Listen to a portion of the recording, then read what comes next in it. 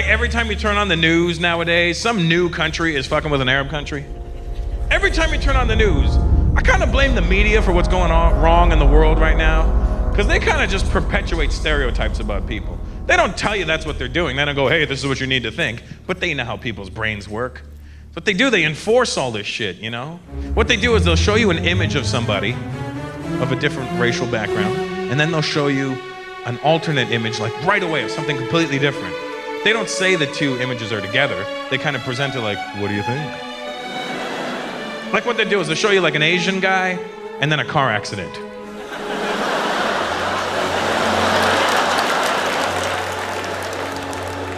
They'll show you an Indian guy and a 7-Eleven. What do you think? They'll show you an Arab guy and an explosion. I knew it, you know. But that's what they do. They convince us that things aren't what we think, you know?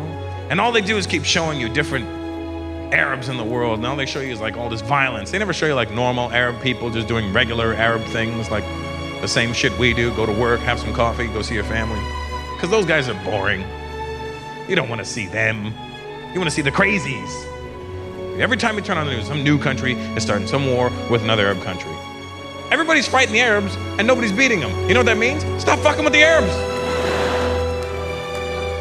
That's what they do, man. That's how they mess with your head. And whenever they show you like Arabic being spoken on TV, it's always like these crazy people in these protests in the Arab world. And they're all speaking this really harsh Arabic. And it's always like, fuck America! Because that's what they want us to think is going on over there. So I wanted to get to the bottom of this shit, so I went to the Middle East last year. Because I needed to get some rectifying for myself. Is it rectifying? Whatever. I needed to sort this shit out for myself. Because I had this whole impression in my head that Arabic was such an ugly language because it's always like, and people are like, oh my God, no wonder they're angry. They're vomiting on each other when they talk.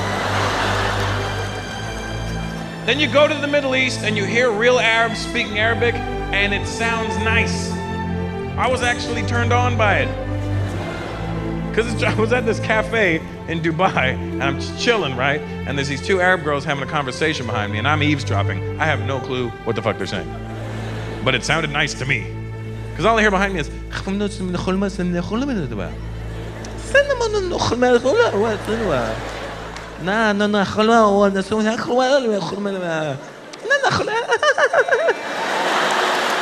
was like, oh God, this is good. Oh. But they never show you those Arabs on TV because they're boring. They only show you the crazy. Basically, all they're showing you of the Arab world are the rednecks of the Arab world. That's why their Arabic is so bad.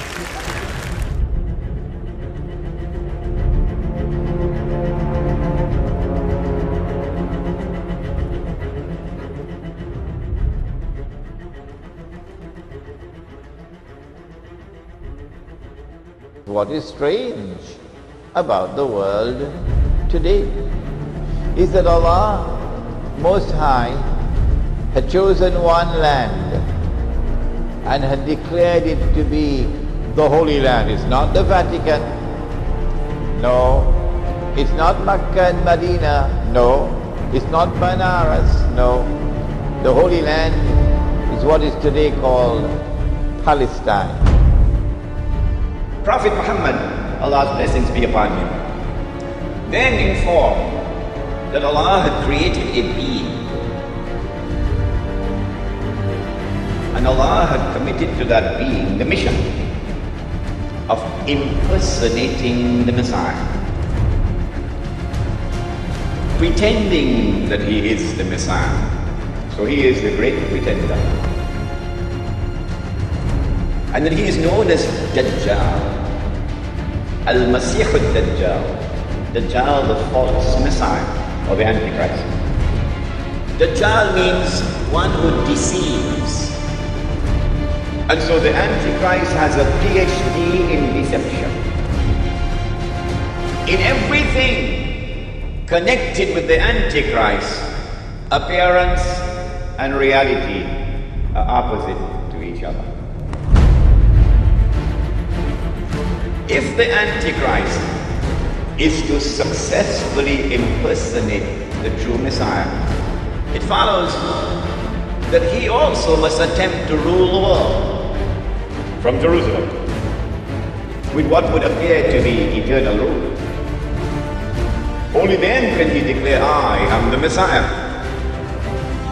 If he is to do that and convince the Jews that he is indeed the Messiah, then it follows logically.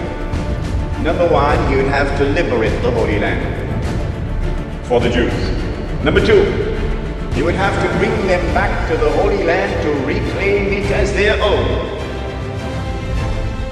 Number three, he would have to restore a state of Israel in the Holy Land and get them to believe that this is the Holy Israel of David and of Solomon.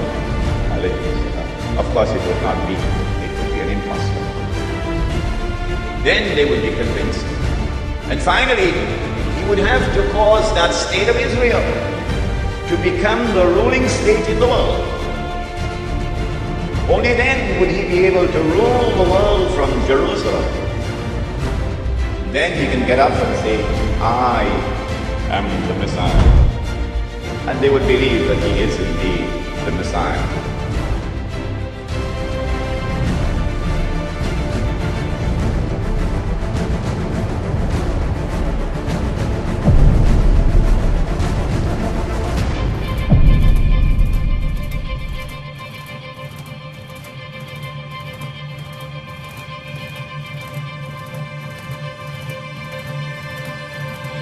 When Dajjal is released into the world, he would live on earth for 40 days.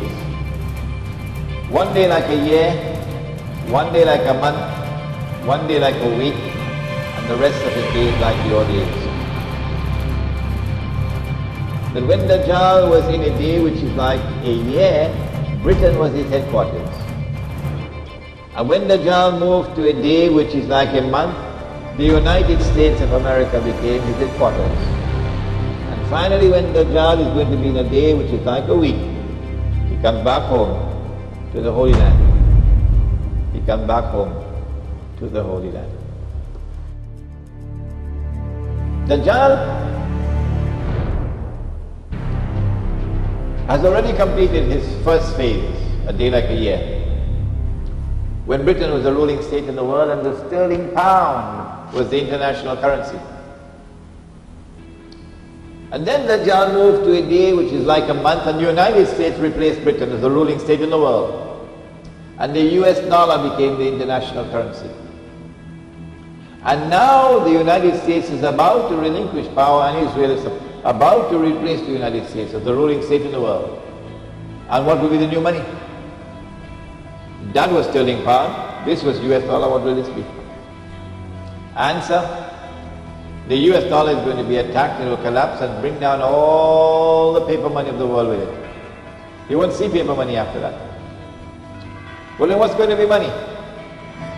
What's the new money that Israel will use to enslave mankind? The way the United States used the US dollar.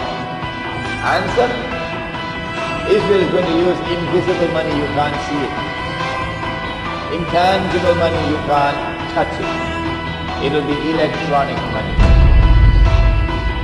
And the strange thing, the dangerous thing about electronic money is it is controlled by the banking system around the world, and the Jews control the banking system. It's going to be intangible money, you can't touch it. It's no longer possible for you to conceal how much money you have.